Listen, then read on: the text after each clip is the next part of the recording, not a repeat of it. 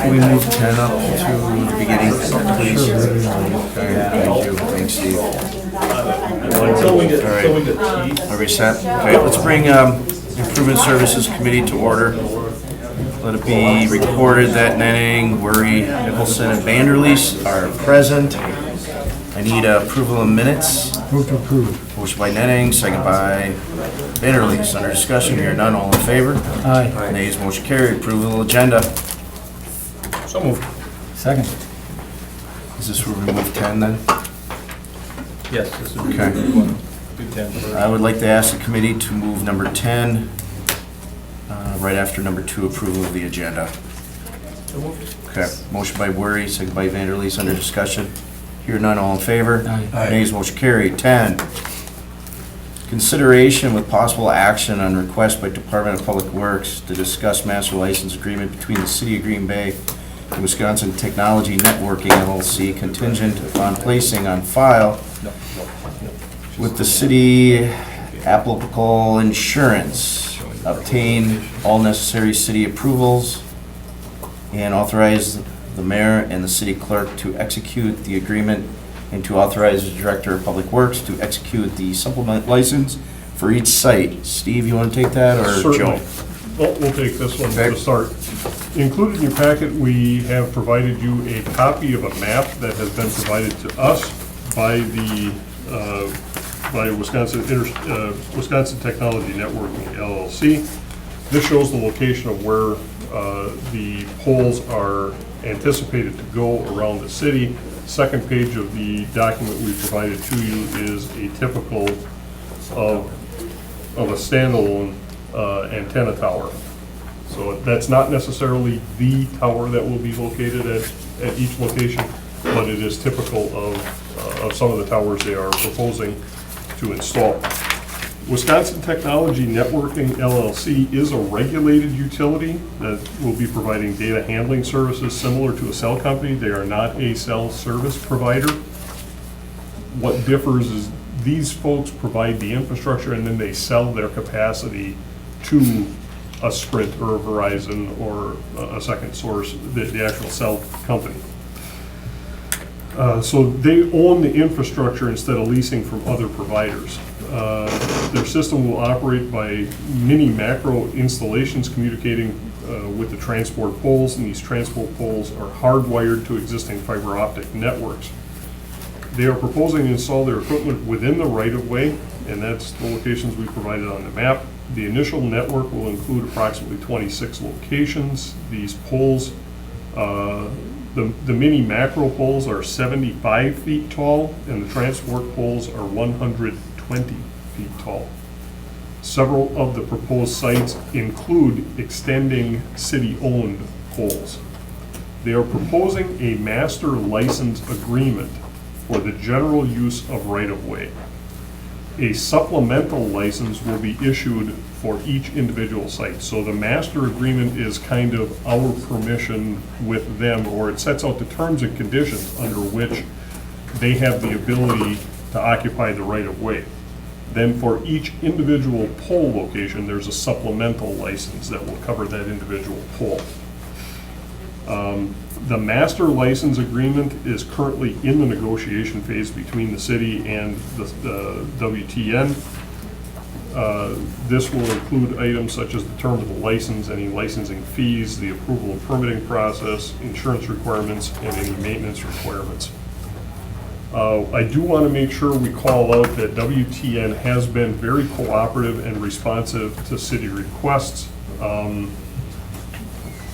As a regulated utility, WTN has the statutory right to occupy the right-of-way. So much like Wisconsin Public Service, we cannot prohibit them from occupying the right-of-way. We can regulate them. So there are terms and conditions under which they are allowed to. They can't create a safety concern. They can't be interfering with other infrastructure that's already in the right-of-way, things of those nature. So those will be discussed within the master license, and then with the supplemental licenses, if we have particular concerns at any individual location, those will be called out and talked about in the individual licenses. So at this point, we just wanted to get that out in front of you as staff is working with law department, and we have Assistant City Attorney Falls here if you have any questions for him. As we develop that draft language that will be in the master agreement, we will provide a copy to you and the other members of the common council for your review and comment, and we'll be bringing forward the approval at a future meeting. So this is more than anything, it's informational for you at the time to let you know we're working on the master agreement, and then to get the map in front of you to show you where WTN is proposing to install these facilities around the city. Alderman Wery? Thank you, Mr. Chairman. Director Grenier, are these pretty much all in busy thoroughfares? I see Lombardi, Military, Mason. Are there any in residential areas? And if so, it sounds like we can't really say no to them anyways. It's similar to the cell tower situation where, I would say residential areas, not really. It's more, they're more geared towards commercial establishments. That's what it looks like. it looks like it. So, These are basically communication lines, and in other words, communication towers is what you're selling. Correct. I presume that it's like any use of the right-of-way, that there's no revenue coming to the city in exchange for use of the right-of-way. Is that right? Well, for the most part, that's correct. If they are looking at attaching to a facility that's currently owned by the city, then there would be a fee associated with that, but we're not looking at this being a significant revenue generator.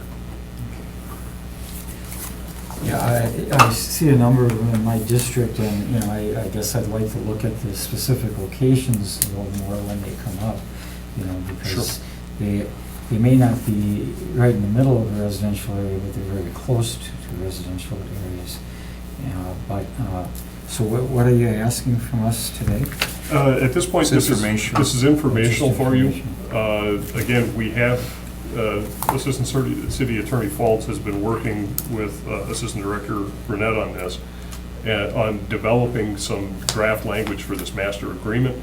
City of Milwaukee has a master agreement like this, so we're drawing a lot of information from Milwaukee's experience on this. When second source, we tend to think of this as a second source because it's not Sprint or Verizon or Cellcom who's coming in. This is an entity that owns the hardware, and then they sell that bandwidth to other entities who have dead spots or lack of coverage.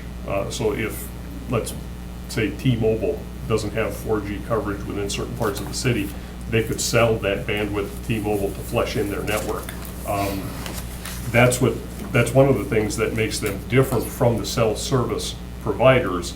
These folks don't own the cell service. They are more of a transmission company, if you want to think of it that way, which makes them a regulated utility as opposed to they're a regulated utility as opposed to a service provider. And enjoying that regulated utility status provides them with the statutory right of occupation that a cell service doesn't have. They're proposing one of these right on the property that I own. So if you're, 120 footer. if you're putting it on an existing pole, like the city has somewhere, you still have this structure, shed or whatever you call it. No, the way that their poles will be structured is essentially there'll be an electric service that comes up on the pole, and at the 10-foot level, they're gonna have a meter pack. So all you're gonna see on the outside of the pole will be a electric meter, and then they're gonna have a small enclosure, and then the rest that you'll see will just be the antennas at the top. Okay. So, for example, one of the installations they're looking at is a pole on Monroe Avenue, which is one of our decorative poles. And Steve had mentioned before that these guys are willing to work with us. What they're willing to do there is possibly take that pole, replicate it, and just extend it up. It'll still be the decorative pole, and then just put their antenna equipment up on the top, so. I would think a lot of the poles that we've got are not at this height though, so they'd have to be extended. Yes. Correct. Anything that they would be attaching to city-owned facilities, we don't have anything that's that tall. It would be attached to and extended up. Okay. Okay, any other concerns or questions? If not, entertain a motion, receive and place on file. so, second. By Nenning, second by Wery. Under discussion here, none, all in favor? Aye. Nays, motion carried. Okay. Number 3, consideration with possible action on request by Betty DeKaiser Hill for an exemption to 16.11B2 Green Bay Municipal Code requiring the mandatory connection of sump pump discharge to city stormwater system at 3275 Humboldt Road. Director Grenier. No new storm sewer is being installed as part of the Humboldt Road reconstruction project. Along Humboldt Road, storm sewer did not exist prior to this summer, so as we're putting storm sewer in there, city ordinance does require that residents connect their sump pumps once a point of connection becomes available. The Improvement Service Committee and Common Council have used their ability to grant exemptions to this ordinance where applicable in the past. We did receive a request from this resident on August 18th. The specifics of this location, a little bit different than normal. More often when we see these requests, we're in areas that have a lot of sand. So we've entertained a lot of these requests over in Alderman Vanderleest's district, for instance, over in the Oakwood location, areas around there where there's a lot of sand and not a need for a sump pump. This, when we took a look at the soil types around here, although it is a clayier soil environment, the particulars of this location, she's actually up on a hill. So the chances of water flowing down and gathering on the property are pretty slim because she's one of the higher elevations in the area. She's been in the house since 1999. There is a sump pump in the basement. However, this sump pump has not run ever since she moved in 1999. So because she has the pump is plumbed to the outside, but has never run. This is an instance, although the soil types are not necessarily what we would normally be recommending for this exemption, given the geography around her residence, we would be in agreement with her request for the exemption. Move to grant the exemption. Okay, motion by Nenning to grant the exemption. Second. Second by Worry, under discussion. She here? Betty DeKaiser Hill. I don't hear very well. Do you want to speak on this? Well, We're going to approve the exemption. We are going to approve the exemption, okay, thank you. okay? Well, I've been there all these years and it's never run. I took some pictures yesterday. Just, I'm quite high up in the air too. Right. Yep, I think our directors recommended approval, and it looks like the Okay. committee's leaning Yeah, out. looks nice. Yeah, it's up, it's perfectly good. Okay. So all in favor? Aye. Motion carried. Thank you, Betty. Okay, moving forward. Thanks. Thank you. Number 4, consideration with possible action on request by Yvonne Ebenall? Ebenall, to rescind the special waste collection charge of $70 at 416-418 North Maple Avenue. Director Grenier. Let's see here, on July 25th, a mattress was picked up curbside from in front of the property.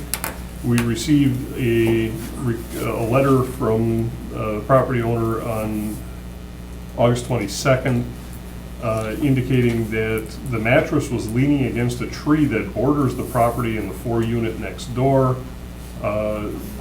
She saw the mattress before it was picked up and asked the tenants about it. The tenants indicated that none of them had thrown it out. They believed that the neighbors did it, assuming it was it was on their property. And asked if we would consider rescinding the ordinance. As you're aware, we have the ability to take a look at these cases. If no priors on the property are there, we can handle this at a staff level. There was an early set out at this property in 2011, and there was a move out in 2014. So as a result of the priors, we don't have the ability to rescind. So we did notify the property owner that this was not able to be rescinded at staff level, and they are here to petition the committee. Okay. I'm going to open up the floor for Move to The, open the floor to hear from interested parties. Okay, motion by Nenning to open the floor for interested parties, second by Worry under discussion. Hear none, all in favor? Aye. Nays, motion carried. The floor is now open. Yvonne, do you want to speak, or? My husband's gonna Okay. speak. You just want to say your name and address, please? Okay. Mark Evanol, 2811 East Penwood Circle, Green Bay, Wisconsin, 50301. I don't think we owned the property back in 2011. We do know what happened in 2014. That was unfortunately a family situation with my wife's brother. We have had other issues where other tenants have, upon move out, they've dumped a bunch of stuff outside, and then we get the charge and we paid it. But this is one scenario where we thought, well, we talked to everybody. It wasn't our tenants who did it, so we're thinking, we do have, there's the property, there's a bunch of lawn next to us. And the next door, their whole house takes up their lawn. So they're always on our property. And I don't have a problem with it, it's usually kids. But I think that they do think that it's kind of like theirs or halfway theirs or whatever. And I think that they probably put the mattress there thinking that's on their side. So I was just kind of hoping that we could, just drop this charge in this case. And I don't really know what to do with going forward if we're supposed to, if I see it again, do I call somebody? I don't know what to do. Steve, if he sees this again, I mean, If they should take notice care that of it. something is put out and they know that it's not their issue or one of their tenants, they're firmly convinced that it's been dumped there by someone. Is that something they should contact? They can contact I'm the Operations Division Director, lead all that city's field services for Okay. Public Works. They can call, any tenant can call us, let us know, and I've even personally looked into different situations where, and we've determined that, no, that was a next door neighbor, and then we invoice the proper property. We void this invoice at that time and invoice the next door neighbor after having spoken with the wrongly accused, if you will. But yeah, it's best, and I prefer that residents call, we're there to help, in advance. It's not that you're not welcome to these types of meetings, but it's a lot easier to deal with it at staff level. So by all means, we're in about 448, 33, 35. 35, 35. 35, 35. Mark, Thank you, Mr. Chair. Alderman Stoyer. Thank you. Steve, I'm just going to ask, okay, let's say this happens in other areas too, but let's say that this, the other neighbor, is there any chance that, the fee has been already, or the fine's already been put out there? Is there any way that that can be transferred, stop this and just put that charge to the next door neighbor? Or is it too late? That has been done in the past, to rescind it against this address and place it against the neighboring address. I just feel that there might be an alternative right there. Okay, thank you. Thanks, Mark. Any other questions from the committee? I got a question. Do you live at 416? No, You're my the dad. owner? My dad lives in one of the units, or he's in the middle of moving out. He's moving in with us, but So is your dad at 418? he's at 416-2. Dash 2? Yes, it's a 4-unit. Okay, it's a 4 unit. Yes. Okay. All right. Any other questions for Mr. Ebenel? No? Thank you very much. Motion to close the floor. Second. Motion to close the floor by Worry, second by Netting, under discussion. Hear none, all in favor. Nays, motion carried. Okay, what are the wishes of the committee? Alderman Worry. I don't mind rescinding it. I think it's, to me, a case of the wrong person or the wrong property. I would ask Director Grenier, are you okay with just billing the neighbor on the other side, or is that something you'd rather not? It doesn't, it really doesn't matter to us. If the desire of the committee is to issue the invoice against the neighboring property, we can definitely generate that invoice. Make a motion. That'll be my motion to rescind this one and to bill the neighbor on the other side. So what is on the other side? What address is that, Steve? We will investigate Okay. that. Okay, motion by Worry to rescind the 416, 418 North Maple Avenue special waste collection charge of $70. Is there a second? Second. Any under discussion? Hear I- none? You know, I would just add that I'm not sure that we're gonna get anywhere at that, because how do you prove that it was the neighbor, but we can try it and see. Correct. Okay, All in favor? Aye. Nays, motion carried. 5, consideration with possible action on request by Alderman Moore to review our current policy regarding postcard surveys for scheduling street repairs and to make possible action on modifying or eliminating this process. It was referred from April 13th. Director Grenier. in your packet, I prepared a memo for the alders regarding the practice of the postcard survey. So I'm just going to read from the memo, Okay. saying these guys are just getting it tonight. The origin, the postcard survey process originated in the early 1980s, and when adopted, this process applied to both resurfacing and reconstruct streets. Postcards were sent to the property owners in the year of proposed construction. So for the 2016 program, we would postcard people in the spring of 16, asking if the property owner was in favor of the improvement or not. Failure to respond to the postcard survey was interpreted to be implied consent. So if you didn't return the postcard, it was assumed that it was a yes vote in favor of the project.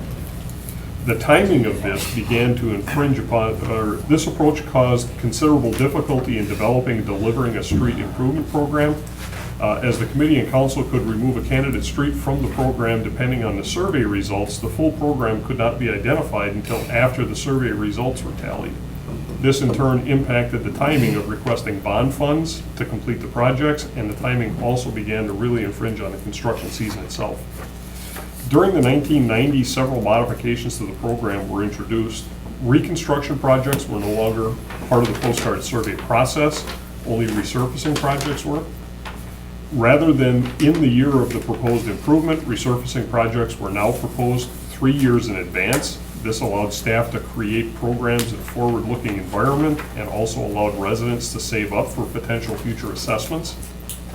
No response to the postcard could no longer be interpreted as implied consent. It was simply recorded as a no response. So previously, if nobody responded, that went down as a yes vote. Now, when we go through the public hearings, you'll hear there are a certain number of yes votes, a certain number of no votes, and a certain number of no responses. Law Department informed us that it was illegal to have implied consent. Common Council developed a 3 strikes you're out directive related to the postcard surveys. If a project fails the survey we had to wait 3 years and conduct a postcard survey again. After 3 successive failures, the project is removed from further consideration for postcard survey. Once a project is removed from consideration, no routine nor preventative maintenance can be performed. The street is allowed to continue to deteriorate until such time that it needs to be reconstructed. So that's not an internal policy decision, that's actually a directive that came from Common Council. Under our current process, streets are rated using the DOT's PASER rating system in odd number years. So we actually go through and do a physical inventory of every street segment within the city every other year in odd numbered years. Pavements having a rating of 3 are targeted for resurfacing. There are limited instances when 4 rated streets may be included. Specifically, if you have a 4 that's bounded by 2 3s immediately adjacent to a 3 that's being resurfaced, or if it's adjacent to a 3 and in an area where we're trying to get that area done, then move out of the area. The list of candidate streets is then developed. We do take geographic distribution into account, and we try to limit traveling over recently resurfaced streets in order to get the streets that need to be resurfaced in the future. The information packet postcard is sent to each property owner along the candidate street.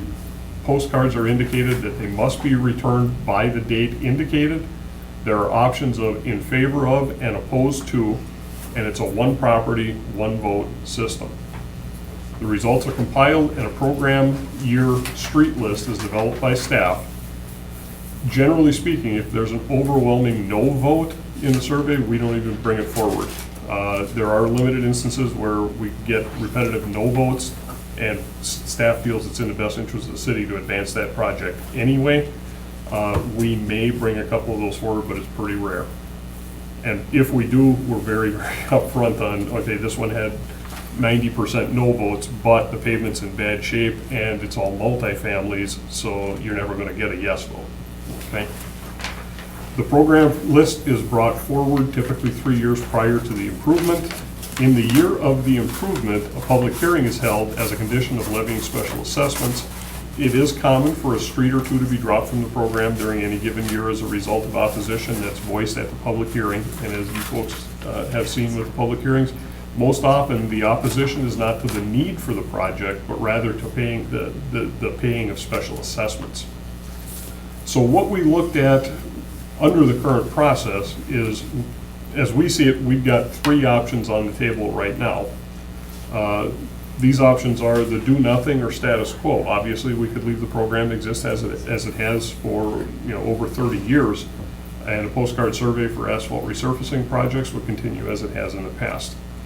Alderman Moore, who brought the original communication forward, brought what we're referring to as the 3-7 option. And under the 3-7 option, the postcard would be modified, giving the residents the option to either have the street resurfaced in 3 years or 7 years.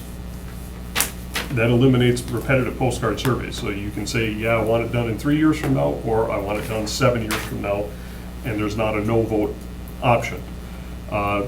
With everything else, as these projects come forward for the assessment hearings, there's always the possibility that somebody could raise objection, and the committee could vote to pull that out at that time as well. Third option that's been discussed would be to eliminate the survey altogether, as we did in the 90s for the reconstruct projects. Under this option, we would no longer complete postcard surveys for resurfacing candidate projects. Staff would simply compile a list of candidate streets based on street rating. We've also started bringing in the sewer and water condition.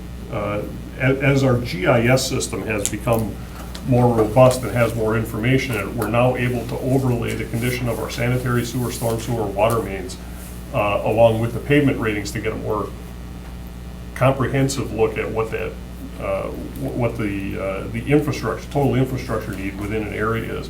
So we started using that other data to help develop the candidate list of streets for the postcard survey. If we were to eliminate the survey, we simply just wouldn't survey the residents. We would prepare that list, bring the list forward for review and approval by committee and council, and then that would become the list 3 years out. So we wouldn't go to propose the list and do it that year. We'd still give a 3-year advance notice.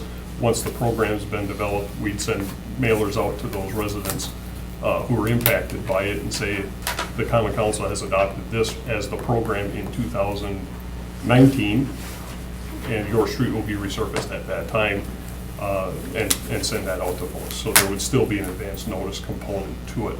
Now, obviously, those are the 3 options staff has come up with and we've laid out. If there are options that the committee would like considered, we would be open to those as well.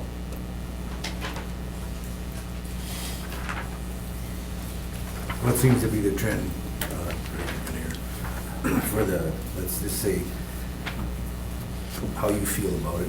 Well, I would say that we are a rather unique municipality in the fact that we conduct these postcard surveys at all. I think we give our residents a lot more input into the process than other municipalities do.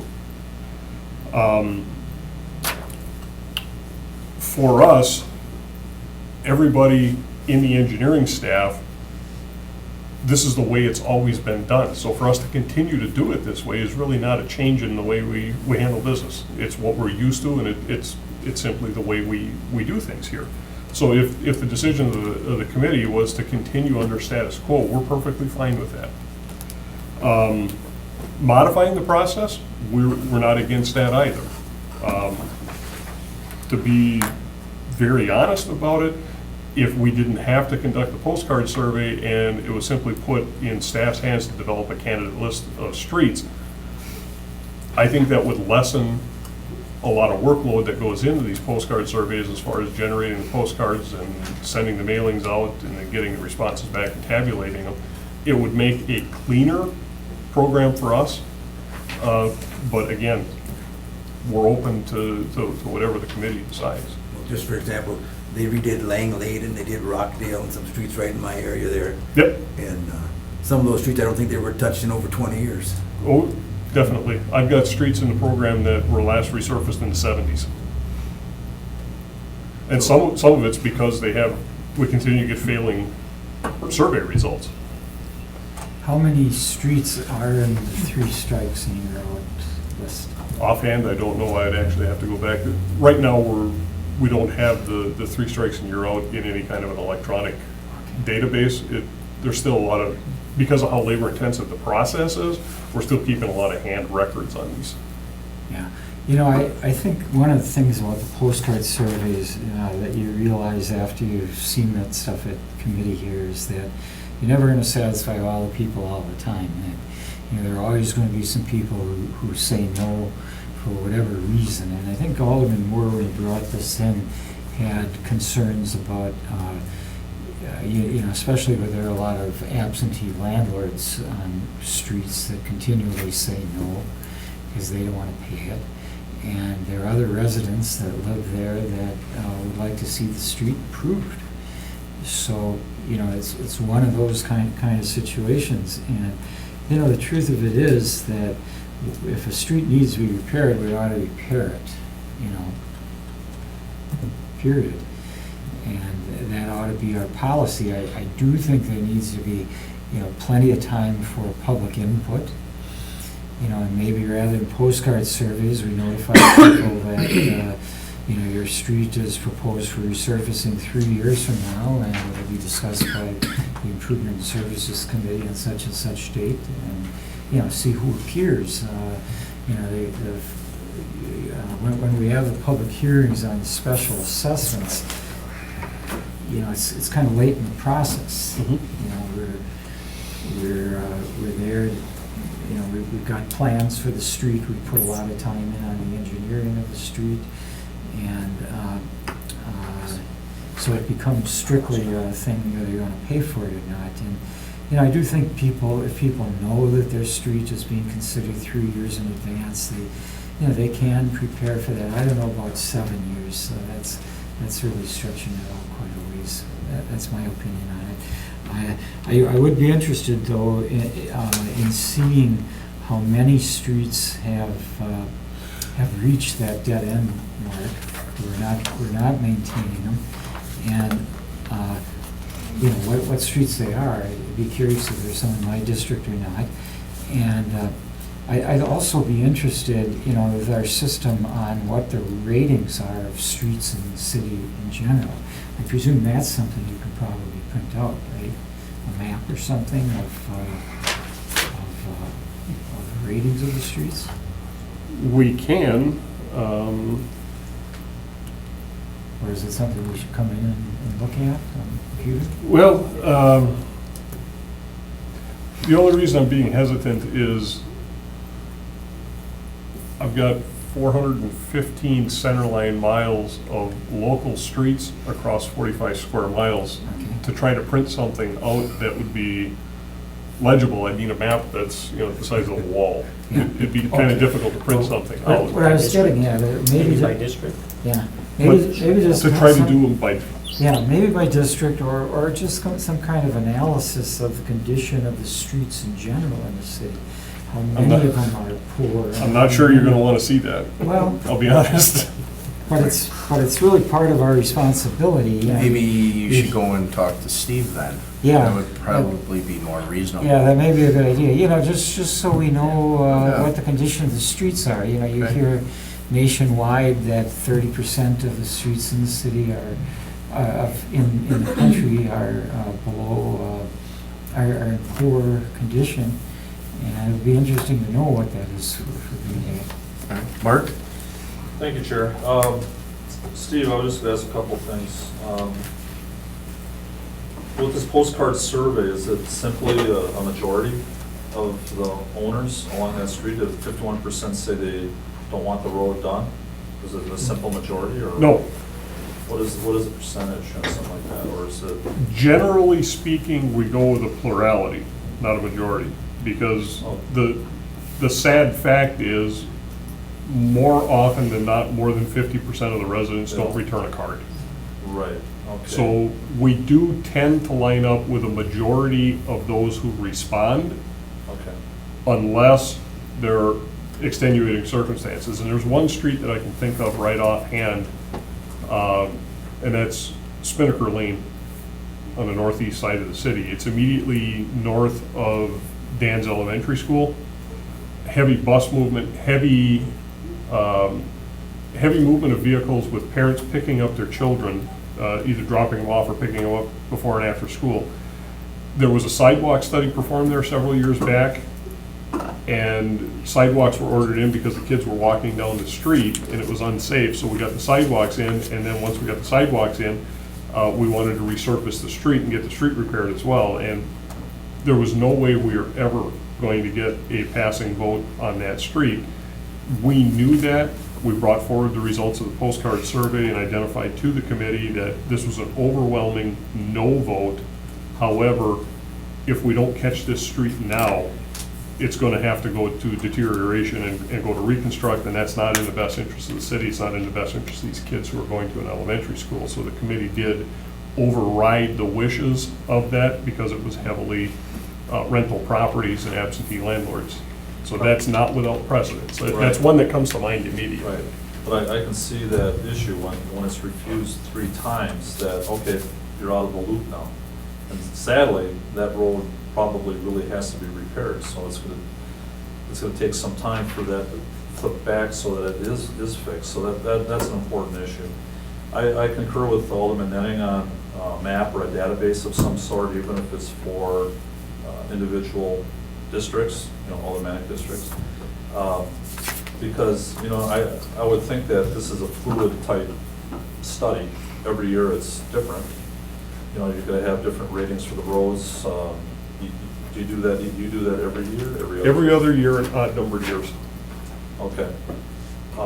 Because there's times where, you could have 10 different people go down a road and say, well, that's probably a 7, that's probably a 5, that's, what have you.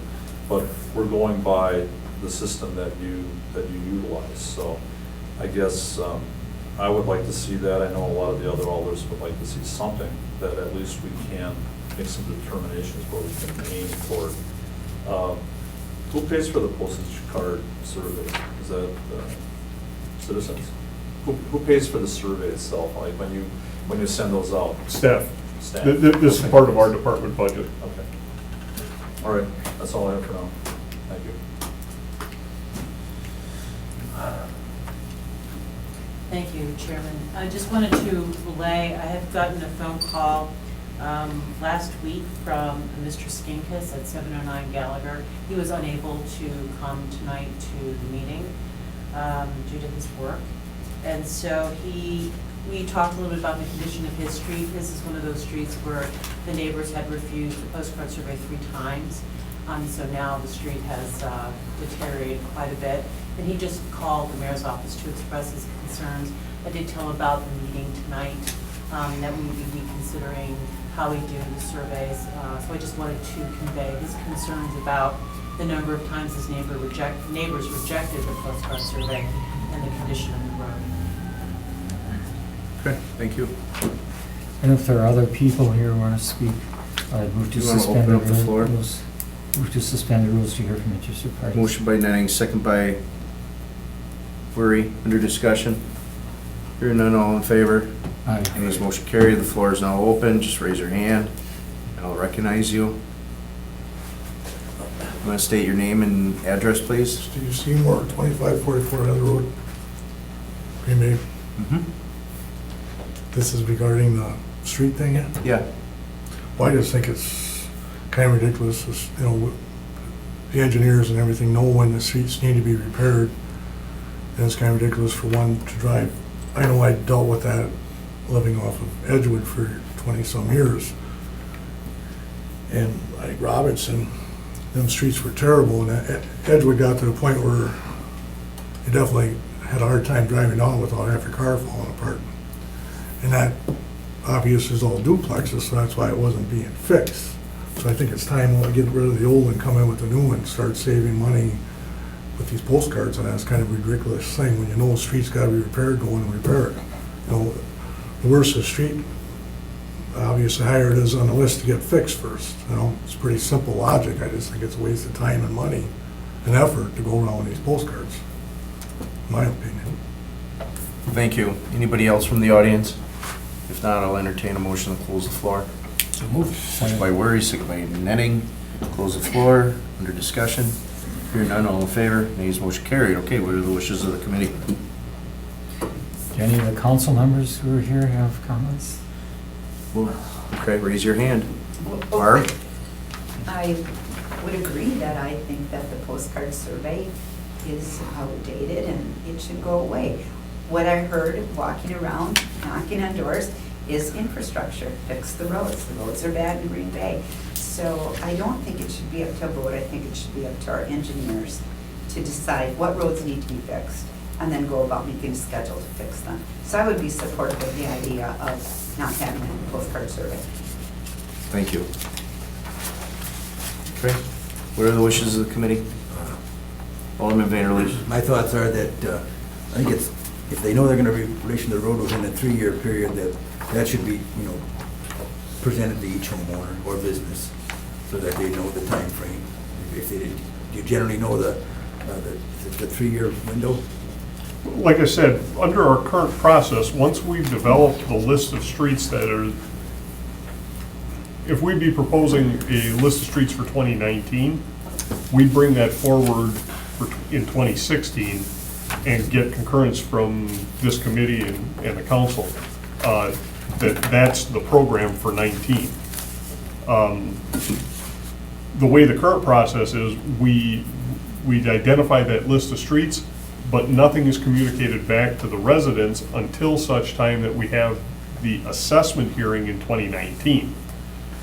If it's a desire of the committee, once that program is developed 3 years out, rather than send the postcards out asking if you're in favor of the project or not, what we do is use the same mailing, but instead notify the residents that the Improvement Service Committee has recommended, the Common Council has adopted a program for 2019, and your street is part of it. That would So be a your good street will be proposal. resurfaced in 2019. We can't tell you what the assessment rates at that time will be, but for comparison purposes, this year, the rates are this much. You know, we could provide them just about any information you ask us to. I think that would be, you know, give them the heads up for the 3-year window, so that people can know it's coming and budget for it. A lot of people have to budget, you know. Absolutely. And I think that'd be a good proposal to, you know, to get on, in other words, part of the program, so that the residents can, you know, have a timeline, they know when it's coming and the street's gonna be done, and that's, I think, a good system. In other words, informing the public, that's what they wanna hear. Sure. And the truth of the matter is that when those letters go out, if there's some overriding reason why people are opposed to it, the alderpersons will hear it, I'm sure, you know. Okay, Mark? Thank you, Chair. I agree with Alder Vanderleest on this as well. I think if citizens are given enough warning, I think that, you know, you got 3 years to save for that, if you will. Any idea, Steve, as far as what, an average of what these postcard surveys cost? You know, just, I know it's probably not tremendous, but it's something. Offhand, I don't know. You know, just, there's some cost. Absolutely, there is some cost, and the major difference between what we're doing now versus what we would be doing would be the return mail cost and the purchase cost of the postcard stock itself. Right. Because we'd still be sending letters out to the residents, but instead of asking them to return a postcard, we'd be sending them information saying your street has been included in a program 3 years out. It's nice, oh, one more thing. It's nice that you're giving the citizens an opportunity, but what I hear now is that, you know, a lot of citizens don't return the cards, and most people would say, well, I just assume not have to deal with that. So if you give a 3-year window to say that, okay, in 3 years, we're coming for you on your street, that would give people enough warning or enough time. So I think that would be the route that I would go for. Thank you. Barb? I wonder, is there an average cost per foot on how much do people need to save up? There is, I don't, and I want to say 2016's assessment rate is in the neighborhood of $17.50 or so a foot. That's all right. At least in that neighborhood somewhere. Between $17 and $20 a front foot. Thank you. You know, the only comment I'd have is that, do we want to tell people before we adopt the plan, tell them that your street is proposed for inclusion in the 2019 program, whatever it is, and it'll be reviewed by the committee on such and such date, rather than sending the letters out afterwards and say, well, this is happening, period. That would, yeah, to inform the candidate streets that your street is being considered. The committee will be meeting on September 14th to discuss it. And then if it passed at the committee, then we would not send a follow-up because we've notified them that it's going to be discussed. Right. Sort of like the assessment hearing notice, but we're not actually holding a formal hearing. Right. Certainly, we could do it that way as well. I would prefer to do that. You want to make a motion, Dave? And I'll make a motion to eliminate the postcard surveys and to establish a procedure where staff presents a reconstruction plan 3 years in advance, and that we notify the public when that will be discussed, or the affected residents or the property owners, when it will be discussed and finalized. Okay. Is that clear? It's clear, and with the, if the committee is fine with us putting that into the, Write something up. get something written up to capture what you. I'd agree. Okay. Is there a second? I'll second that. Second by Vanderleest, under discussion. Hearing none, all in favor? Aye. Nays, motion carried. Number 6, consideration and request by Alderman Nicholson to review the possible action, the current policy regarding parking on vehicles on vehicle aprons held over by August 10th, Improvement Service Committee meeting. I did request, or I did ask some neighbors from basically different points of District 3, which I see all 3 showed up, which is great. And we're going to open up the floor and listen to some of the comments from the public. And then I'd like to have some concerns addressed with their comments from the committee. So, I'd like to open up the floor for interested parties by Worry, second by Netting, under discussion. Hearing none. All in favor? Aye. Nays, motion carried. Now the floor is open. Just raise your hand. I'll recognize you. Just state your name and address for the record. Steve Seymour, Okay, Steve, and then we'll go with 2544 Heather Road. Mr. Hazard and then Christine. Go ahead, Steve. Well, I've got numerous pictures of what Okay, this, Steve, we're gonna be talking about Right. parking on the aprons. The other Right. issue will be after this. and I have, Right, but Right, let's but just stick but it's to leaving- parking on the aprons. Right, I Okay, am. go ahead. and parking on the aprons, just recently, one of the most important things I figure here is child safety, number one, and the police in Green Bay, they've got more to do than to be chasing around at night, knocking on people's doors because they're parked half on the grass, parked in the front yard. They're parking boats in the front of bay windows, cars, because they've got vehicles parked on the apron, or between the sidewalk and the That's the apron. street curb. That's full in somebody's duplex, and now they're not done parking there, now they're parking in the front yard also. And then you call up the police, and now they're parking on the aprons, and the tires are barely off the grass, and they're half in the other people's driveway, and the vehicle or the boat that was in the front yard, they now have that in the backyard, totally visible to the street, so I don't see any difference from anything visible to the street. Should not be on a lawn. You know, on the side yard, if it's a corner lot, duplexes, they've got a driveway, parking, and you come in residential, and we own beautiful homes, and we have to drive up to this duplex area, and we're seeing vehicles parked anywhere they want to park them, basically. And some of them say if there's a paver underneath the turbo, it's just turning into a junkyard. But the main thing is the police, I called 3 times in one night recently, and we've been fighting this for a couple of years, right? 3 times on Edgewood in one night alone, and I've many nights, you know, I might go out and tip a couple, and I go home, and I see these cars that are parked on the end of the driveways, their tires are on the curbs over and over again. Or they got cars in the front yard. On the street, overnight parking is terrible there. They need to send somebody down there every night, actually. And there's other parts of Green Bay that's just as bad, because they've been allowing this for so long. We fight it in the same houses, in the same areas, over and over again. They're still parking on the aprons, their tires are up on the driveway. And the police, I'm saying myself, I called 3 times in one day for people parking on the front lawn, on the aprons, tires up on the apron, off the apron, up on the grass, in one day. Now, if everybody here had to call the police on every parking violation in a day, they wouldn't have time to do anything. And we're just inviting trouble into these neighborhoods at the same time by allowing us. The 40 rounds that were fired this spring, corner Edgewood and Heather, that's where all these violations, that's where I called in 3 times in one day for bad parking. You know, we're just inviting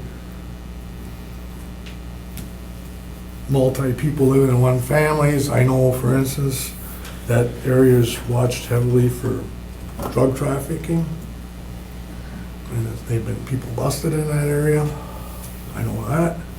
And they're just allowing for more riffraff and everything coming in. And on top of that, you've got all these cars parked on these aprons.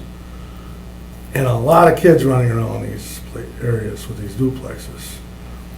Now, they come out from the sidewalk or the driveway on their bicycles, and you're driving down the street, they got a car parked on this apron, you cannot see the sidewalk.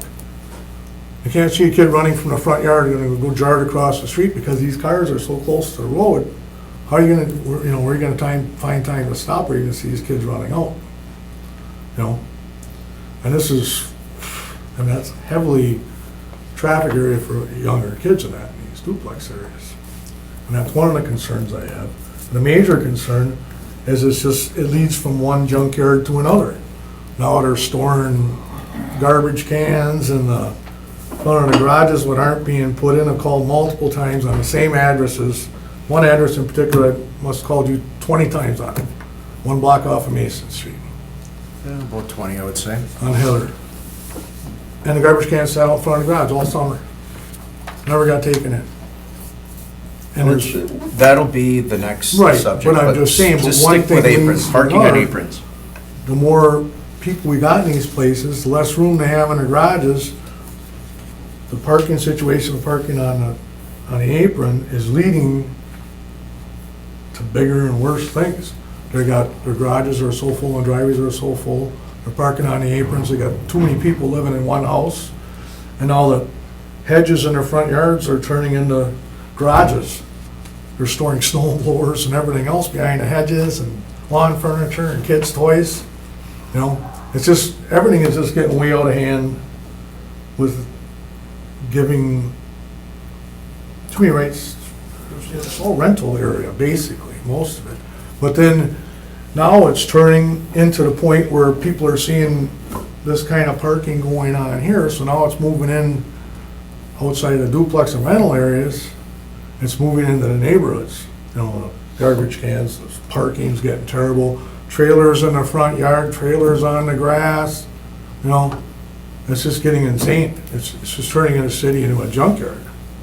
You know, and I pay too much in taxes myself per year to live in a city.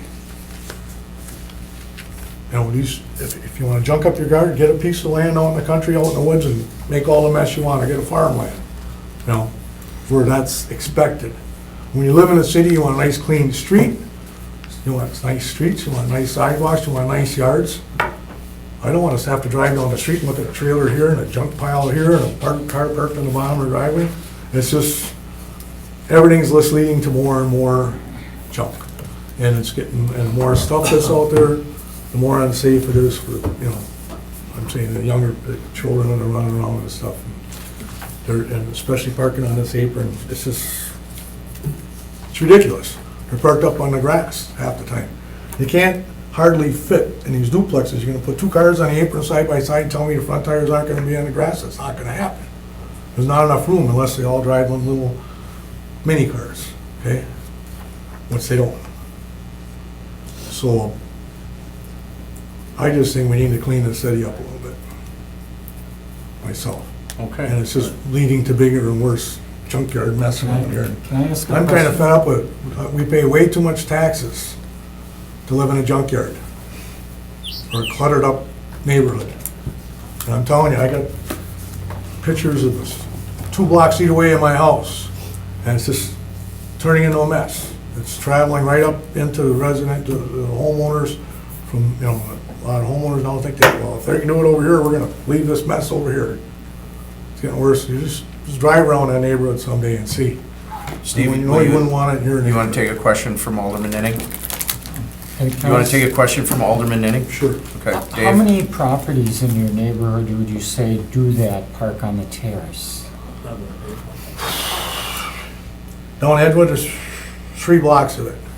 3 blocks, There's- properties all, and okay. It's not only that, yeah, it's trailers in this, on the grass, it's vehicles, I got one Yeah. picture of a vehicle on the grass and a trailer. Yeah, I understand the issue about parking on the grass, but in terms Well, of... I understand, The but this terrace is, yeah, itself. this is everywhere, and the more you drive around town, I'm sure there's other people here that'll tell you, it's more prevalent, I see it more on the east side of Green Bay than I see on the west side of Green Bay for some reason. I don't travel a lot on the west side, Okay, but thank you. there's, if I had to take a number, I should have had to call 3 times, and one on a Saturday or a Sunday. I called the police 3 times, pull them off from more important things, to go tell somebody to get their vehicle up a lot. Okay, thank It's you. ridiculous. Thank you, Steve. Ken Hazer, 1716 Cypress. I agree 100% what he said. I live in a duplex area. All we're getting is another Imperial Lane scattered all over the place. I think you know what Imperial Lane is. I mean, I got a list within 3-block area, 13 cars in the apron and driveway. A lot of times, not every night, but a lot of times. I mean, on Abrams Street there, they'll park a car in the apron of the driveway, a car in the road. Kids can't get through there, you can't meet another car. If you meet another car, once the car's gotta stop because you can't get through. I mean, it's just absolutely ridiculous what's going on in the city. I mean, I agree, everybody pays a lot of taxes, and something's gotta be done with this. A kid got hit on Abrams a couple years ago. Somebody's gonna get killed there if they don't do something about this. These cars cannot be parked in the apron driveway. How could you get a car that's 16, 17 feet long in a 10-foot area without parking on the grass? You can't. I mean, and they're letting them park on the grass, on the apron driveway, all the time. Nothing's done. These meter maids, they go by, they just keep right on going. They don't do nothing about it. Something's gotta be done. Whoever passed this ordinance was wrong. You can't do this in the villages. During the village, you can do this, and why can you do it in the city of Green Bay? It's ridiculous.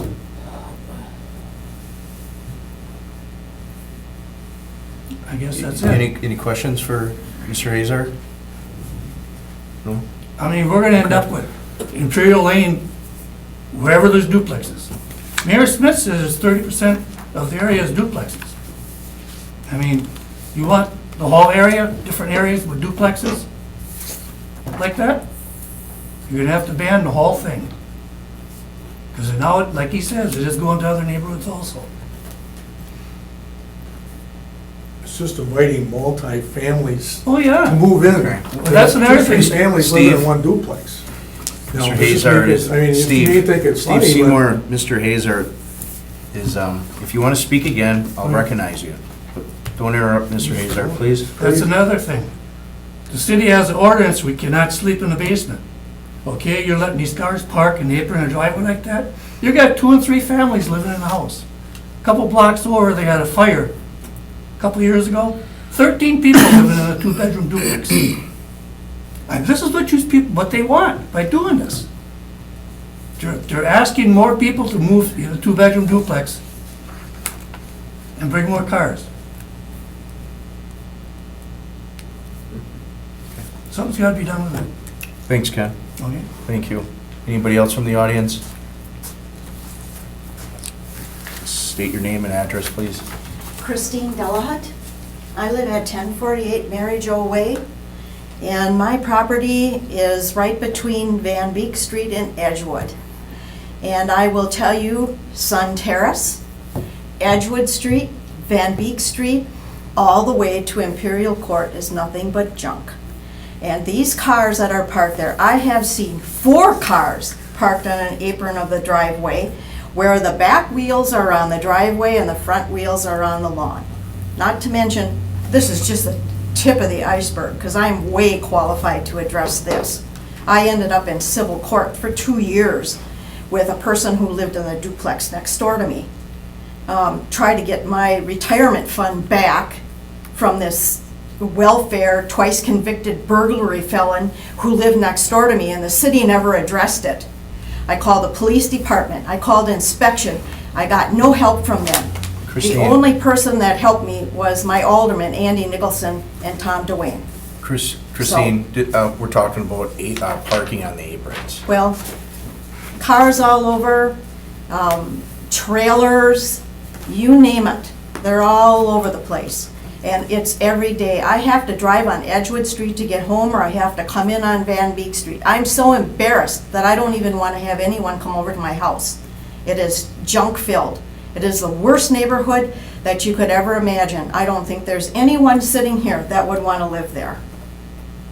So I agree with everything that all these gentlemen have said. Our property values are not being protected by our ordinances. They are not being enforced. Period. The police department has too much to do. They don't want to answer these calls about parking. They're parking on the lawns. They park all over the place.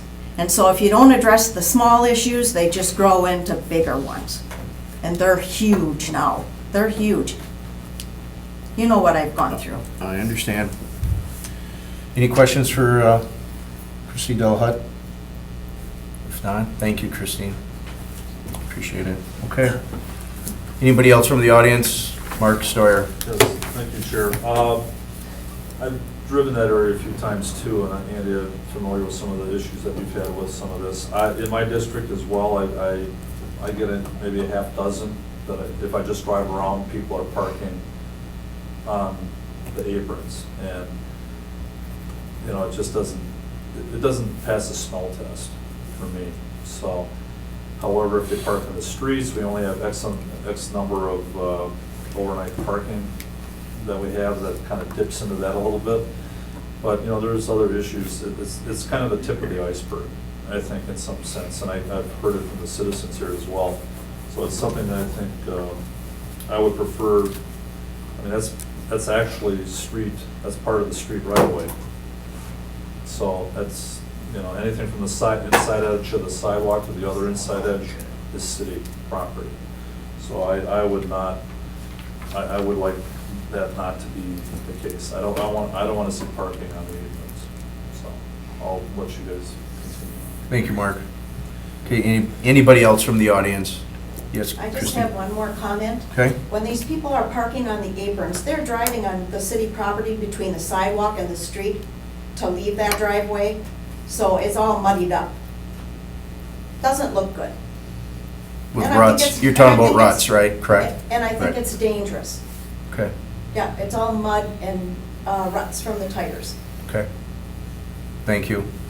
Anybody else from the audience? If not, I'll entertain a motion and bring it back to regular order of business. Second. By Nenning, second by Vanderleest. Under discussion, hearing none, all in favor? Aye. Nays, motion carried. The reason why I brought this forward, I brought this forward, probably about six years ago, from concerned neighbors. And over the years, the neighbors wanted me to bring this back. I invited the three individuals to participate and give witness and testimony on this issue. But when I knock on doors, and I knock on doors throughout the term, and there are numerous neighbors that have been complaining about this ever since I've been in office in '02. The last time I brought it forward, it was denied by the city council. So with strong input from the neighbors, once again, I'm bringing it forward. I do see it as a problem. I feel that the city should address this. Like, I think it was Mr. Hazard stated, the villages don't have this. Why should the city? It just doesn't look good. The three individuals that gave testimony are from three different points of District 3. They're basically not from all in one cluster or one specific area. It's Mr. Hazard's out towards Eisenhower, which is a far west side. Mr. Seymour is on the far east side, and Christine Delahut's mainly right in the middle. So we do have issues, and it's basically issues with duplexes, with too many people that are staying in the duplexes, and we do have ordinances that address that problem, but for some reason, when I call inspection over the last number of years, nothing gets done. I don't understand that. So it is an inspection issue, partly because of the number of people living in one dwelling, but the issue that I'm looking at right now is the parking on the aprons. I mean, is this what we want? You know, a safety issue, possibility. There was testimony that stated it is a safety issue. Number of people who have been hurt, thank God, is very low, but do we want to wait until do we wait until someone actually gets seriously injured before we do anything? I mean, I don't. I'd rather be preventive than just doing a reaction to an issue that's been a concern in the area I represent in the last, I'd say about 14 years, 16 years. So I would like a change in this ordinance. That's what I would be looking at. I would like to hear from the other committee members. But that's where I'm being focused on, and I'd like to see some input to change this ordinance. I know for an example that Mr. Seymour was stating that there was on Edgewood, there was just recently parking on the apron sidewalk. Been calling and calling and calling. Basically, I've been calling Chris, or I'll call Mary Scanlon, just direct. And just recently, you know, there was a drug bust in that address. So I don't know, proof is in the pudding. You do have some serious issues that it brings into our city. But let me listen to the concerns of the committee members. So, Alderman Worry. Thank you, Mr. Chairman. When you first brought this item forward, I was curious about it because I really don't get complaints about this. Not something I experience much in my district. But because of this item, I did ask people, I made a point to ask them about it, and they would never even dream of parking that way, and they didn't even know it was legal. So I think that's the case, at least the people I've asked, they couldn't believe people did that, and they didn't do it because they thought it was illegal. I do agree, the city's attorney's office here did state we could regulate it for a couple of reasons, being unsightly, safety, line of sight, and DPW plowing issues. They gave us some solid reasons that we could regulate it if we wish. I think it might be time, based on some of the things I'm hearing, going on in other parts of the city, the people I've been talking to, I'm fine with eliminating that type of parking. So, however, we need to do that. Dave? Well, I'd like to ask first from our staff, has it been a problem with plowing? It is not, because, there's a couple of things I think we need to keep in mind, and staff is not weighing in pro or con on this issue. Again, whatever the committee and council directs us to do, we're more than happy to enforce.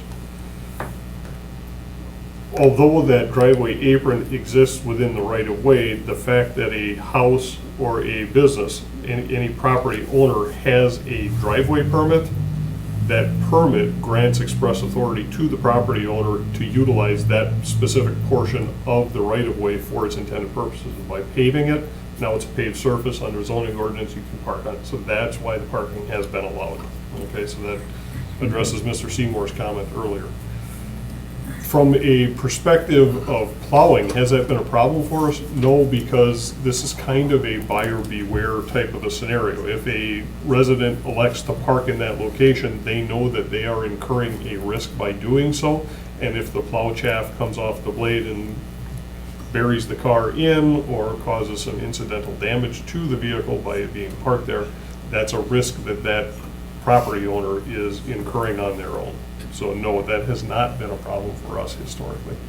Yeah, okay, well, it sounds like there are some issues in this neighborhood, and a lot of those things probably could be enforced under existing ordinances. But getting to this particular thing about terrace, parking on the terrace, I have a district where there are a lot of small properties. People don't have large driveways.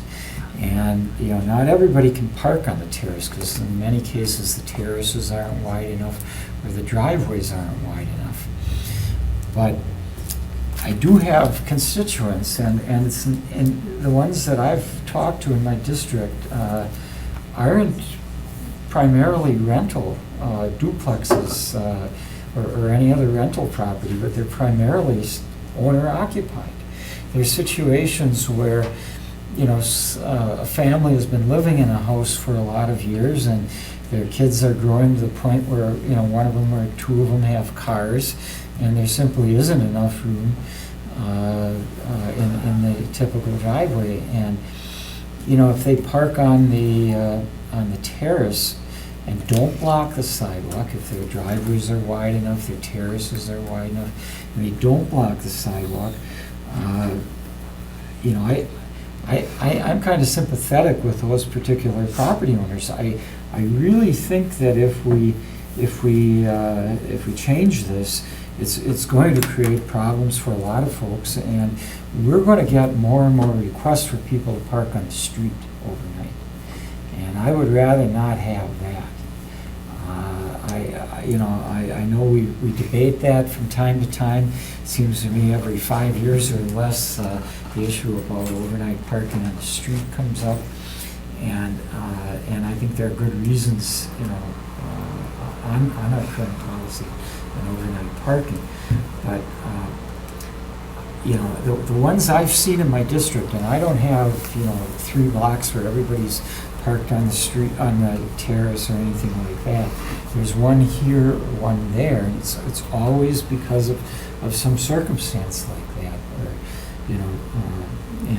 and in the cases in my district, usually by the next morning, as soon as people can move their vehicles to go to work or to park on the street, they do. So, I've been watching the ones in my district, and I haven't seen anything that I would really consider to be a safety problem in my district. Granted, there are times when people park over the sidewalk they shouldn't. If the terrace isn't wide enough, sometimes their cars go over, and those are all things that are violations of the current ordinance. But You know, and I also have places in my district where there are no sidewalks. Or, you know, people are allowed to park all the way to the street, including on the part portion of the driveway that's in the right-of-way. So, and, you know, I really think in looking at this in my own district, that it would cause more problems if we try to change this ordinance. You know, I'm all for enforcing the ordinances that we've got right now. And, you know, maybe in certain areas they can be tightened up a little bit, but to just say blanket that, you know, that the people who are currently parking on terraces are causing problems, I don't think they all are. At least those in my district are. And if we want to put this on a meeting, I can bring a dozen or so people who do park on the terraces periodically to the meetings, and they can explain their situations, because I'm sure they would be happy to do that. So I'm not going to support a change right now. Okay. Mr. Vanderleest? My opinion on parking on the terrace, I'm really not for parking on the terrace. I think it does involve a safety issue. I know that people do it because they got too many cars, what have you. But I don't think it, you know, overall appearance-wise, I don't think it's that attractive, for number one. And I think there are safety issues involved there. But I think, you know, we might have to do a little more fine-tuning. But I think it should go to the council and, you know, talk about it a little bit more, and we can decide at the council if we want to eliminate the terrace parking. In my district, there's really not much people parking that way. You know, very few people, they have longer driveways, what have you. But I understand, you know, short driveways, people got 3 cars, they couldn't get 2 in. But I think we got to look at it overall, in other words, citywide, see what, you know, what the sentiment is. But I don't really support terrace parking just because it just looks odd to me. Not that, you know, just because it looks odd doesn't mean that, you know, I'm 100% correct, but I think there are some safety issues there. Like when you're driving around, you know, people are paying attention. If you got a little leeway from a child walking out or a pedestrian, you got that visual sight. To me, that the more of the safety issue would come into play on that. But, you know, if there's nobody parked there walking past, you know, you can see more as far as the pedestrians. I think it's a little safer by not having the, you know, parking odd, you know, horizontal type parking or vertical parking right at the edge. Gives a little more visual. So I really don't care for parking from this curb to the sidewalk. It's not, I don't support it. I got a question, Steve. If we make a recommendation that changes, what would you recommend that this committee do? Like send it to your office and draft a change, or can you do that within the week, or? Well, what? we would be asking, what do you want, what would the committee like it changed to? Well, I guess my opinion, I'll make a motion that you won't be able to park on the apron. So to eliminate all apron parking? Correct. That's the goal. So how would you phrase it? Well, I'd have to go back and review this a little bit more. So should we send it to your? As to whether or not this is an ordinance change or if this is a policy change that's been adopted by. From my research on this over all the years I've been here, you know, I've served as traffic engineer for 15 years. I've been the parking manager for coming up on 26. So I've been through a lot of these discussions up at the table and in the gallery too. I see there is no ordinance. So when we talk about changing an ordinance, there is no ordinance that says you can park on your driveway. It's kind of built into the way the zoning code is written, as Director Grenier explained earlier. So in my opinion is that we'd have to change some wording in the zoning code, chapter 13, and then in the traffic code chapter, which is 29. Just to identify that parking is prohibited on any driveway, pavement within the, now, Public right-of-way. Public right-of-way. Now, that includes more than just the apron, but because the sidewalk section itself is actually in a public right-of-way. So if you'd say public right-of-way, it would be prohibits blocking the sidewalk section and the apron.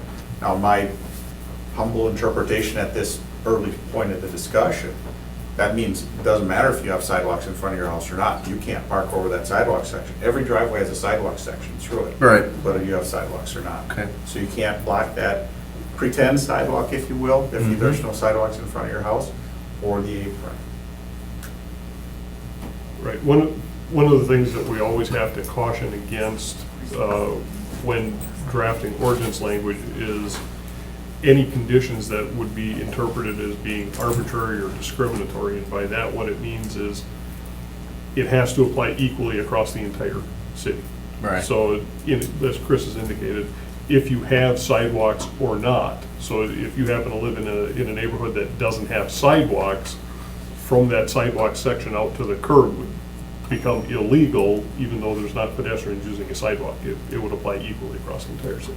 It's similar to the front yard parking. Right, so that's where we'd have to For make sure Packer that. games, and that's not just in the Packer zone. I live way out by UWGB, so technically on a Packer home game day, I can park my car in the middle of the front yard. I don't know why I would, but it's applied equally across the city. Right. So would the change be, just What would you recommend, What we Steve? would wind up doing is we would work with law department to amend both chapters 13 and 29 to expressly prohibit parking on the driveway within the public right-of-way. Okay. All right, that would be my motion. Second. Second by Worry, under discussion. Barb? Just am wondering who would be responsible for enforcement? Chris? The police department has enforcement of all city ordinances, basically. Right. Parking? But the parking portion of it is under parking division. So police department can and do write parking citations. They write a very low percentage, probably 2 to 5% of all the parking citations. So it'd be parking division. So would we have to hire some more employees? Do you think? That's one thought I'm thinking of in the back of my mind. I mean, if it's Enforcement possible attendants. to do that. Not necessarily. Why would Yeah, you have to, why would you have to hire more There's gonna be a employees? transition period for any change. Utilize the ones we have. But during a regular business day, we have 4 enforcement attendants to cover 46 square miles. All right, well, right now, when I call parking utility, there's a lot of times they don't even show up, so should we hire more employees now? I guess that would be up for debate at a budget meeting, but, so, anything else, Barb? And I'm just curious though, why, if it's legal to do it, why have there been calls made to the police? I'm not understanding what the person was here talking about, calling the police 3 times in one day, if it's not illegal to do it. Is it illegal? He was talking about a different issue. Oh, he was? Yeah. Okay. That's why I was trying to keep him Got focused it. Oh, thank you. on the apron part, so, Okay, thanks. okay. All right. We do also see people parking, say, on the apron, but half their cars on the grass next to it. And then that's where you see where the discussion about the rutting and the mud when it rains. Right. And then it gets unsightly, the yards look Okay. bad. Okay, So, thank you. Any other questions from committee, or we can open up the floor to hear interested parties here? I'll entertain a motion. So move. Motion to open up the floor for interested parties by Worry, second by Vanderleest, under discussion, here none, all in favor. Nays, motion carried. Christine, you want to make a comment? Just a comment, I don't know if you're understanding how these cars are being parked. I'm not talking about like going into the driveway, having them stacked this way. They park the opposite way in line with the street. Parallel to the road, yeah. Yeah, and I have seen as many as 4 cars parked on that apron. 4 on the apron. And they drive on the city property to get out of there. There's mailboxes there that have been hit. I think, Mr. Vanderleest, it's a safety issue. I feel bad for the people who maybe have a short driveway that are parking in line with their driveway. The other alderman or councilman had talked about. But we're talking about a street of 5 or 6 blocks full of cars parked not only in the apron, but front lawns all over the place. Give them an inch, they take a mile, trust me. It's just the tip of the iceberg up there. Thank you. Anything else, Christine? No. I'll entertain a motion to return to regular order of business. So moved. By Wary, second by Vanderleest, under discussion. No discussion, all in favor? Aye. Nays, motion carried. Okay, that, I have a motion on the floor and there's a second. Any other comments or concerns? If not, all in favor? Aye. Aye. Nays? Nay. Motion carried. This is a recommendation that'll go to the full city council. So moving forward, I believe we're on number 7, discussion with possible action on a request by Alderman Nicholson to review section 9.02 Green Bay Municipal Code regarding storage of recycling and garbage carts. Reason why I brought this forward because of, I've been receiving a lot of complaints this summer on Edgewood and other streets throughout the district. Question, Steve, who enforces this? If I receive a complaint, let's say you can see the carts from the road, okay, and I call it in. And I've been calling 3535 Department of Public Works. Is that the right agency or department to handle? It is. Okay. Sanitation superintendent will do the investigation and meet with the property owners. Okay, the problem I was experiencing this summer is that I was calling and calling on the same addresses. So can you tell me what takes place when I call something in for this issue? What When I should- call 44835, yeah, what should What should be happen? happening is, I know when you've contacted me about these, I've contacted the sanitation superintendent, provided the sanitation superintendent. Let me interrupt you, Steve. When I'm calling you, I've already called the front desk, I've called Chris, and if Chris is on vacation, Yep. then I'll call you, but go ahead. Okay, so if you would contact the front desk, they would take down the address of the complaint and pass that along to the sanitation superintendent, same as I Okay. have done. Sanitation should go out, tour the area, investigate to see if the cart is being stored in compliance with the ordinance. If it's not, staff generally tries to arrange a meeting with the property owner to discuss with them why the cart storage is not in compliance with the ordinance, provide them with some options on how to achieve compliance, and then conduct a follow-up. Okay. All right. Now, I. Go ahead, Chris. I might add, remember our ordinance says if your garbage days say Wednesday, you can put your garbage out as early as noon on Tuesday, and you can take your can and put it away as late as noon on Thursday. You know, you give the 12-hour on each side of the break from the day of your Okay. collection. So, and obviously when the sanitation section's out there collecting, we don't know that where or if they're storing it correctly, because we're just collecting it, we expect it at the road. So we do really depend on input from other sections in DPW, say a street section guy is going by a street sweeper and he notices it. Get that information to us to internally, or residents or older persons. So one thing we do, like Director Grunier mentioned, is we try to educate the residents. Now, I'm not necessarily recommending this or proposing this, but maybe we've been into the automated collection now fully since 2014, and some before that, because we have had the transition before that. Maybe it's time that, I don't want to sound negative, and I don't mean it to sound negative, that we don't take the time to educate anymore. You're more punitive. We do have a charge. DPW has a charge. It's about $39 But I to think that relocate. in this case, I don't think what Alderman Nicholson is talking about is carts left at the curb. What we're dealing with here is carts that are stored in the side yard, but are still visible from the street. So it is more of the quote-unquote permanent storage location for that cart. And that's an overlap on that issue. That's an overlap between Public Works and inspection. We've shared staff meetings with inspection and talking about that. When we get to the point of you need to either relocate it, or if they want it there, you have to build an enclosure. Now you're stepping into zoning and building issues. Right. I mean, I have issues, Steve, on the side and in front. I mean, if you drive down Edgewood, I mean, they leave their containers. At the curb? Well, that too, I was gonna bring that up Okay, also. well, the garage door. that's, I've that's, seen that on that's what Mr. Pirlo was Yeah. talking about, was Right. those who leave, they could be at the curb noon the day before. Right. Until noon the day How after. about- How about the weekend? No. Okay. No. And that was another example. I called 35 numerous times, and throughout the summer, you'll see 1, 2, 3 over the weekend, still on the curb.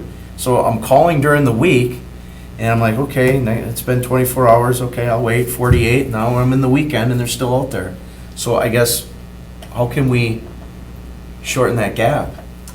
That's all I'm asking. No, I understand what you're asking. If we're not, And that's when I call you. You're the last one I'll call, because I'm not gonna call you on a first complaint on that, or Chris. I always call 35 front desk, and then I wait, and I'm like, okay, what do I do now? You know, bother the director and yes. but I'm gonna have to. Yes. But what I'm saying is, No, I I shouldn't understand. have to do that. And That's if- why I brought that up, that my concern, and it was Right. before Labor Day. Yep. What do they actually do? I mean, how do they report this? How do they enforce it? So, I mean, you answered the question. Right. So now how do we bring it to a solution then? Well, tomorrow morning is Thursday. That's a normal meeting date between Okay.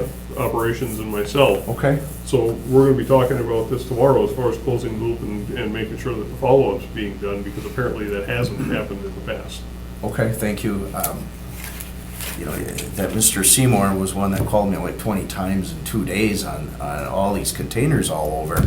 And I'm like, okay, I'll call them in, nothing gets done. But then they're going into the weekend. That was one of the Right. problems And I was what- having. one of the things we're also. But gonna he have- wasn't the only one, but he's the one who was One most of the things verbal. we're also gonna have to take a look at is it's a pretty small number of residents, but there are a number of residents that did get exemptions. For legitimate reasons. Okay. Well, So if there's we have- any on Edgewood, And let me know. We'll have to verify. I don't know that we've got that database readily available, but I know we have Yeah, a list. it is. There's very few right now. All right, I'll make them, go ahead. We expected that there was gonna be this huge glut of them when that first came on, and it didn't pan out. I just got a handful in District 3. Well, yeah. And there if was I got lot- a handful, I think everybody else has a handful. Well, there are some districts that I don't think have any, and The far east side and far west side. Right. Yeah, primarily when lot sizes started getting bigger. Larger. And garages started getting bigger, but. Right. Yeah, the older parts of town and the smaller lots, and especially on corner properties where no matter what you do, there is no backyard, so it's visible on Right. one side. And by and large, even the folks who got the exemptions, there was definitely a good faith effort Okay. to make them blend in, so. if your staff's gonna address it, that's good enough for me. I'll make a motion to receive and place on file. Second by Worry, under discussion, Worry. I second the motion. Okay, Vanderlee, second motion. Did you wanna talk, Alderman Worry? No. Okay, all in favor? Aye. Ayes, motion carried. Number 8, consideration with possible action regarding adjustments of project-specific special assessments rates on Monroe Avenue, Cass Street to Main.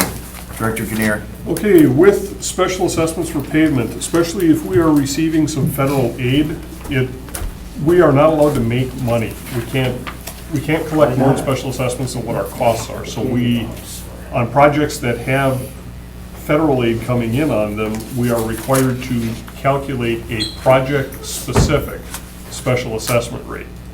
Once the project has been completed, we have to go back and compare our actual costs, because we're doing the project-specific based on a projection of estimated cost. We go back and verify that our actual costs met or exceeded what we anticipated, because then we would still collect more than, otherwise we'd still collect more than what it cost us. We just got the final bills back from the Monroe Avenue project that the Department of Transportation completed 2 years ago. In 2014, we had, based on projected costs, we had proposed $13.10 per front foot for residentially zoned property and $65.45 per front foot for all other zoning classifications. Based upon actual construction costs, the rates would actually be $11 per front foot for residentially zoned property and $54.90 for all other zoned property. Staff is recommending that the project-specific special assessment rates for Monroe Avenue be reduced to $11 per front foot for residentially zoned property and $54.90 for all other zone classifications. Chair Nicholson stepped out for a second, so I'll keep overrunning. Absolutely. How dare you bring in something cheaper? That doesn't happen. It's the other way around. Doesn't sound like we have any choice, so I'll move to approve the recommendation. Motion by Alderman Nenning to approve. Second by Alderman Vanderleest. Any discussion? Those in favor? Aye. Opposed? Motion carried. Thank you, Director. Number 9, consideration with possible action regarding a parking agreement for Lot CC between City of Green Bay and Washington Street Depot LLC. Director Green. Lot CC is a small paved parking lot on the south side of Admiral Flatley Court, which is the 100 block of Chicago Street. Cass.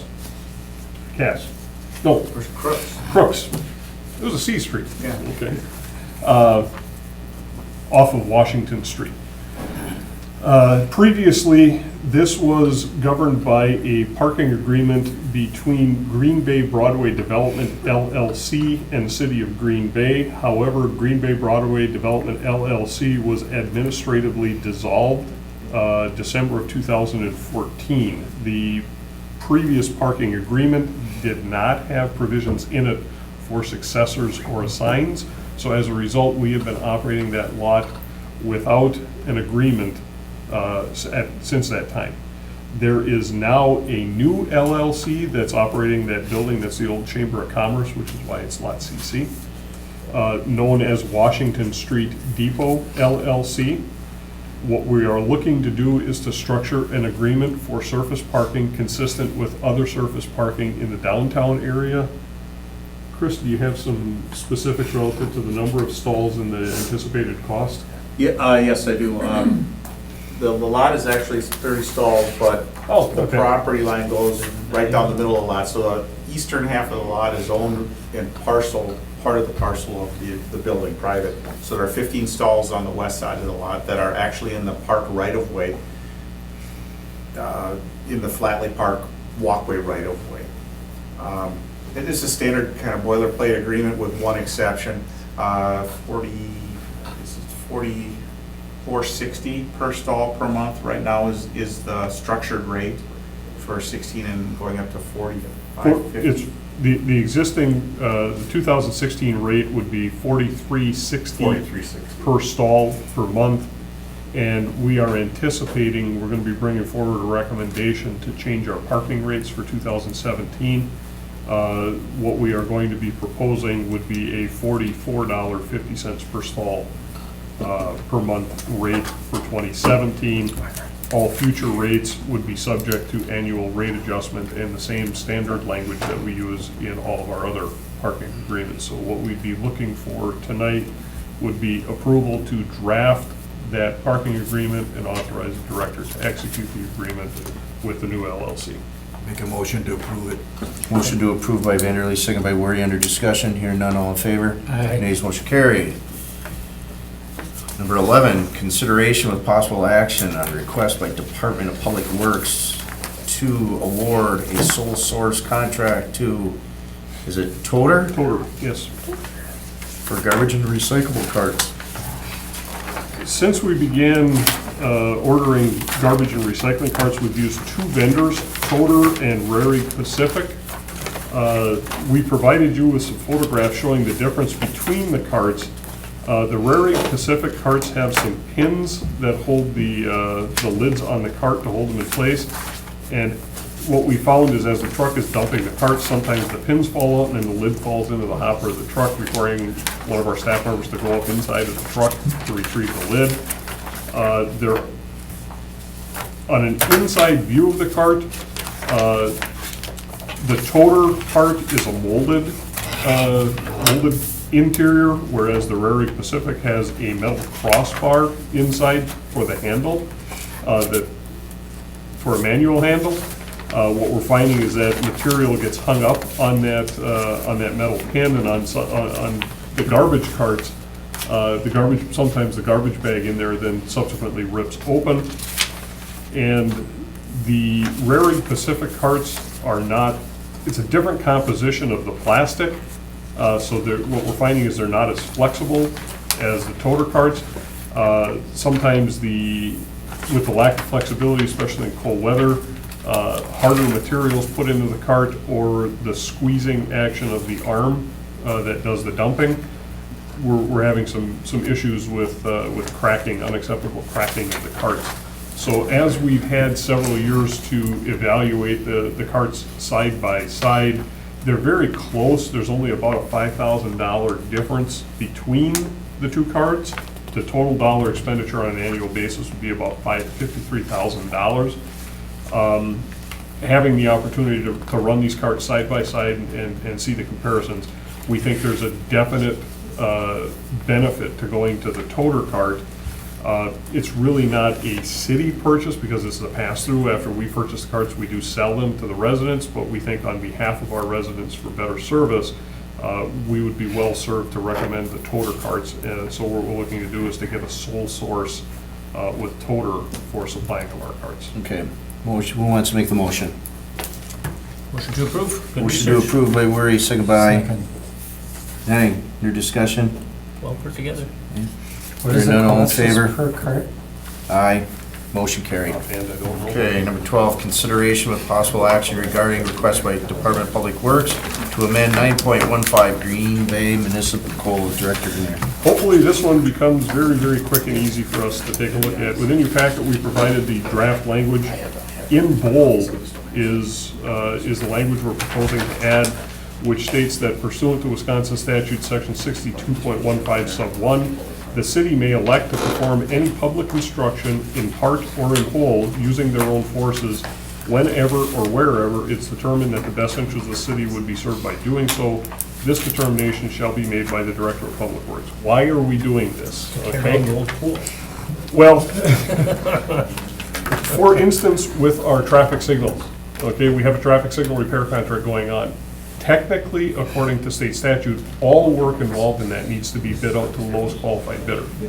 However, our electricians can do the wiring and installation of the signals cheaper and more effectively than a contractor can. This modification to ordinance allows us to do that. If this is forwarded on, it will require a 3/4 vote at Common Council to get it adopted. That's a statutory requirement. So this is something that, in practice, we've been doing. We just found out that technically we don't have that authority under the, so what we're trying to do is go back and get the authority to do something that's in the best interest of the city. All right. To approve the ordinance. Motion by Nenning to approve, second by Vanderleest. Under discussion. Hearing none, all in favor, nays, motion carried. 13, consideration with possible action on report of purchasing manager. So that can be you, Rick? Yes. Okay. A as in Adam, requests approval to purchase a used 2008 Bobcat Toolcat from Bobcat Plus for $25,900. Any issues on it? Really need to change that to a report, because under the used equipment policy, we've already made that purchase. We did go out for bid, we got one bid. We found another one that was all full of rust, so we bought that unit. It's, a new unit would have cost $54,000, and this one. This is a in good buy? shape. Okay. Entertain a motion by Vanderleest, second by Nenning. Under discussion. Hearing none, all in favor? Aye. Motion carried. B as a boy. Requests approval to purchase replacement recycling and trash carts from Toter for the estimated amount of $50,000 per year. This is a one-year agreement with 4 one-year renewal options by mutual consent. Director Grenier, This, any issues? You just discussed it. well, what we did under the previous item was allowed the single source. Now this is for the expenditure of funding. Okay. And this allows you to pre-approve funding rather than having us come back every time we need a new truckload Sure. and ask for permission. How big are these carts? What's that? How big are they? These are the 96s. 96 Yeah. gallons, yes. But this policy covers both 64s and 96s, but we're We primarily generally 96s buy the now. 96s now. What are the physical size? It's the big garbage carts. About the size of this, Okay. the- They have two Little sizes, 55, right? maybe Yeah. 3 feet. Primarily, it's the bigger Oh, ones. the big ones, okay. Yeah. I'll entertain a motion. Move to approve. Motion by Nenning, second by Worry, to approve under discussion. Hearing none, all in favor, nays, motion carried. 14, consideration with possible action on review and award the following contracts. A, Parks Project 5-16 Fox River Trail, Main Street to 1,000 feet west of Monroe Avenue. B, roofing Fire Station number 5. C is in Charlie, West Municipal Garage Pipe Installation. Any issues with this, Steve? Yes, there are a couple, but they're Okay. pretty quick. Parks- 14A. Parks, well, we can take it all at once. Okay. Parks 5-16 Mhm. only had one bidder. It was in the amount of $661,379.80. That was significantly more than Parks had available to complete the project. We did contact contractors. Only one bidder sent in a bid. We contacted contractors to find out why they didn't bid, and it was primarily due to the timing when the contract came out and everybody was filled with work already. So we do believe that in the spring, if we rebid this, we'll actually have contractors who have time available, will get better bids. So for that one, Parks is recommending that we not award the contract. Re-roofing Fire Station number 5 was bid out. We received no bids. Same thing. We've got a situation where a lot of the contractors we normally deal with are filled up. So what we're going to do is, rather than put it through the DPW bidding process, we're going to use purchasing, who has a wider network of roofing contractors that they deal with, in the hopes that we actually get some folks, because we didn't even get anybody taking out plans on it when we bid it out. So working with Rick's group in purchasing, we believe that we're going to get better. So there is no bid there. For the West Municipal Pipe Insulation Project, we only got one bid, but it was from Herkman Mechanical, which is a very reputable contractor, and in the amount of $16,015, very attractive bid. So DPW recommends awarding that. So no award of contract for Parks 5-16, no award of contract for re-roofing Fire Station number 5, and award to Herkman for the West Municipal Garage Pipe Installation. Okay, I'll entertain a motion to deny A and B. By Vanderlee, second by Worry. Under discussion? Hearing none, all in favor? Aye. Okay, I'll entertain a motion on C. Move to approve. Motion to approve by Nenning, second by Vanderleest. Under discussion. Hearing none, all in favor? Aye. Nays, motion carried. 15, request by the following businesses to allow objects to be placed within the city of Green Bay right away. 15A, Cavarna. B, Monkey Tails. C, Prohibition Lounge. All three of these primarily are for outdoor dining type Okay. activities. So tables and chairs. Monkey Tails also has a sign that would be rolled into this. We recommend approval of a hold harmless agreement contingent upon receiving the applicable insurance, the owner having all necessary city approvals. Final placement of objects within the right-of-way is subject to DPW approval to ensure that we have ADA compliance. Right. And then authorize the mayor and clerk to execute the agreement. Okay, I'll entertain a motion by Vanderleest, second by Nenning. Under discussion, hearing none, all in favor? Aye. Nays, motion carried. 16, Director's Report. Engineer. Just a heads up that with the previous item, I think we're going to be seeing more and more of these. We don't go out looking for them, but as complaints come in, then we're obligated to take action. Most folks have been pretty good about, when we notify them that you need a permit, and the permits are at no cost, we're going to work with you to make sure everything is done the right way. Most folks have been really good about doing it. We did complete our third curbside bulk collection and overflow week for the year. We've got very active brush collection going on right now. There's a lot of brush piles out there, and we're getting to them as quickly as we can. Last week, we did host the annual snowplow rodeo over at Lambeau Field. There was about 115 drivers statewide, and I think we placed a driver in the top 5 Right, this year. actually, it was announced as third, but he came in second. Awesome. So last year we had a first, we actually had 4 within the top 7 last year.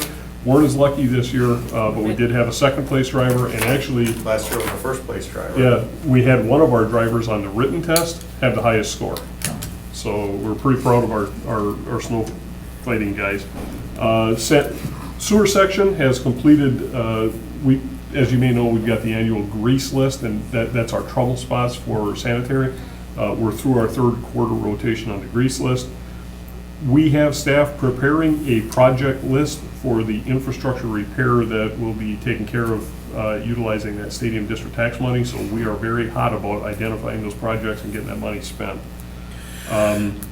We've been having some issues with Brown County relative to our west side Yardway site and trying to get an easement to run our tub grinder, and there's just a lot of things going on there. So we wound up taking our equipment rental budget, and we rented an electric tub grinder that we can use over at the west side Yardway site. Diesel. Okay. Because we We couldn't. rented a get the diesel electric one over there. Let us. So we're starting to catch up on our processing over at the west side. I did receive an outreach from Brown County Supervisor Erickson, and he wants to sit down with me to see if we can't work something out on an extension of the occupation at that west side facility. The one exorbitant amount of money. Well, they wanted to, we had the right to be there for 10 years, which expires on February of 17. And rather than extend that, the Port and Resource Recovery Department gave us an offer to rent the property, and the rental rate was $216,000 a year, which was, I don't think the property's worth that to purchase. So we declined it, and they basically told us we have to be out of there in February. Well, when it came forward to the port meeting, Supervisor Erickson said, wait a minute, let me sit down and talk to the city and see if we can figure something out. So we're working with Bernie on that. Okay. Street section is getting ready to gear up for leaf collection. As sad as that sounds, it's coming, which means snow plowing is right around the corner, and that makes me sad. And just a heads up, engineering, we're kind of going through a little bit of a turbulent phase again. All good stuff, but we just had 2 of our staff engineers come back. Their wives just had children, so we had folks out on leave with new babies. We got one of our staff so 2 of the 3 staff engineers were out on leave to take care of newborns. One of them is off this week and next week because she's getting married this weekend, so I mean, that's a good thing. And then we've got one of our assistant city engineers is due at the end of October, and she will be out until the beginning of the year. So we got some issues over in engineering where due to staffing, we got some things going on, but we're catching up and things are turning a corner. These One won't quick affect question. reviewing the pool plans, right? No, All not right. at all. So I wish you Larry, well. One quick question. Steve, you got a question? On that tub rental there, is that something you're gonna be, in other words, is that gonna be an ongoing thing over there? No, we actually purchased a brand new electric one, but we needed to get an easement Is there from any the county. power, is there any power there available for that one? Not at the west side. We needed to get an easement because it's county-owned property, and rather than grant us the easement, they offered to rent us the property. We have the power service built, but we weren't able to We get the can't easement, so physically get public the service could conductors put the over. wires across to the Let property. me ask you this, if you ever had it, if you had to do it again, would you just purchase a diesel versus? No, absolutely not. No. I'll stand behind that electric tub grinder all day, every day. Just asking. Electric tub grinder cost us, we haven't spent more than $32 an hour to operate it. Diesel tub grinder costs $120 an hour or more. That's just the operation. That's Bless you. It required some the maintenance education. and the labor. It required some education with our operators, because our operators, They were old school, aren't they? well, it's a big tub, and they want to just feed it. And sometimes you can't Let it put chew. that much in, you gotta let it do its thing. But, it's not that the guys are trying to wreck anything, God bless them, their hearts are in the right spot, they're seeing how it's chewing through that stuff, and they wanna get it done. Keep it moving. But I've heard some, Sometimes you gotta some slow down. feedback from some of the gentlemen that work over there. and, Entertain a motion to receive and place on file. Second. Received it, good. By Vanderleest, second by Worry. Under discussion here, none, all in favor. Aye. Motion, all in favor, motion carried. Motion to adjourn by Nenning, second by Vanderleest. Under discussion here, none, all in favor. Aye. Motion Aye. carried. Good. Adjourn. So Steve, they will have power then